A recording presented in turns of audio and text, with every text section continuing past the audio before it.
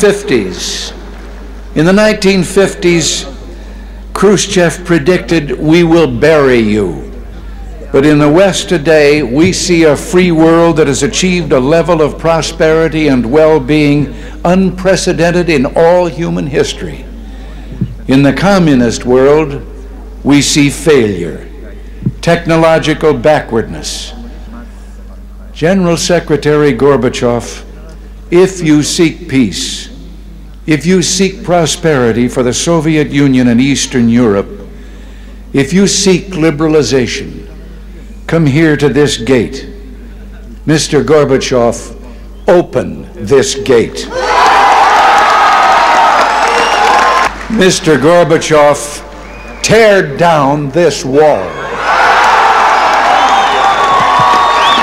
I noticed words crudely spray-painted upon the wall, perhaps by a young Berliner.